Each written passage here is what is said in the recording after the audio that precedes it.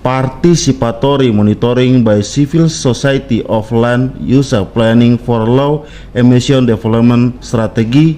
Parsimon bekerja sama dengan Indonesia Country Koordinator Ikraf belum lama ini menggelar lokakarya latihan perencanaan penggunaan lahan untuk strategi pembangunan rendah emisi di Kabupaten Merauke.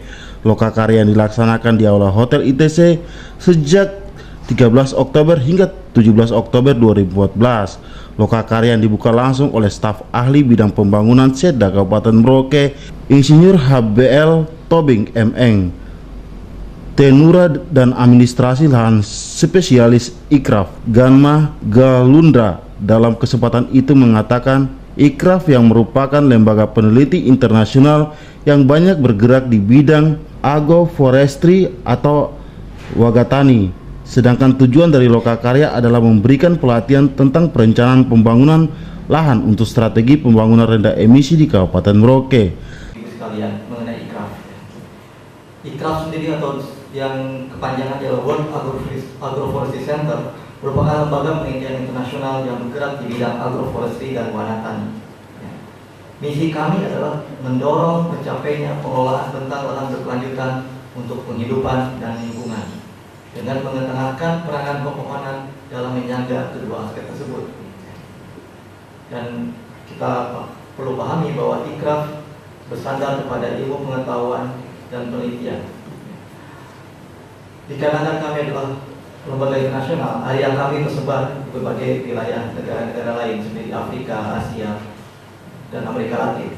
Namun khususnya untuk Indonesia, kita mengerjakan di berbagai daerah juga seperti di Sumatera Selatan, Jambi, Kalimantan Barat, Kalimantan Timur, Sulawesi, dan Papua. Sehingga kami merupakan lembaga yang cukup tersebar di berbagai areal di Nusantara Indonesia.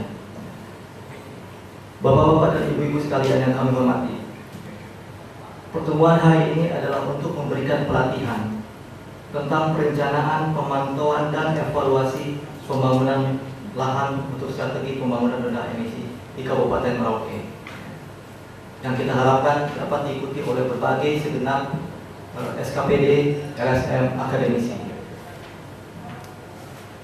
Dan hal yang penting yang perlu kita ingat mengenai Kabupaten Merauke adalah potensi emisi yang cukup tinggi. Pengolahan sektor berbasis lahan yang perlu dicermati. Alih guna lahan dan deforestasi merupakan hal yang perlu diperhatikan. Dan mengingat ini merupakan salah satu program dari pemerintah pusat yang ingin menurunkan emisi sebesar 26% dan 41% dengan bantuan internasional, sehingga ada, dan ini keberhasilan dari upaya di tingkat nasional itu tergantung kepada bagaimana daerah membangun pembangunan rendah emisi. Sementara itu, staf ahli bidang pembangunan Setda Kabupaten Merauke, Insinyur HBL Tobing M.Eng dalam sambutannya menegaskan tata guna lahan yang baik bukan merupakan tanggung jawab pemerintah, tetapi juga tanggung jawab dari swasta, sehingga dibutuhkan kerjasama antara Pemda, pemerintah pusat maupun pelaku dunia usaha dan masyarakat untuk membangun tata guna lahan yang baik. Namun tata guna air merupakan hal yang sangat berperan untuk kita semua. Oleh sebab itu, melalui lokakarya latih ini, mari bersama-sama membuat perencanaan yang baik agar potensi kita dapat dikelola dengan baik. Bapak Ibu beserta panitia yang kami hormati dan membanggakan, tata guna lahan yang baik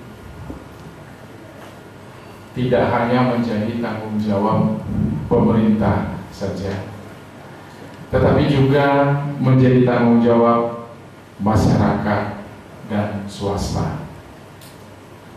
Karena seringkali pengelolaan lahan yang tidak baik itu diakibatkan oleh para pelaku swasta, pelaku dunia usaha, dan kadang juga oleh masyarakat setempat.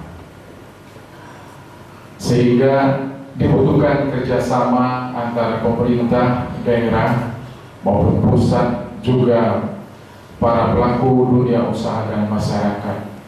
Bagaimana kita bisa bekerja sama di dalam membangun satu tata guna lahan yang baik, sehingga semuanya dapat terstruktur dengan baik, dapat diorganisir dengan baik, ditempatkan dengan baik. Dan tata guna air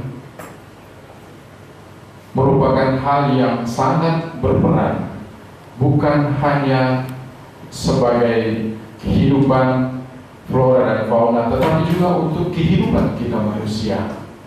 Karena kita hidup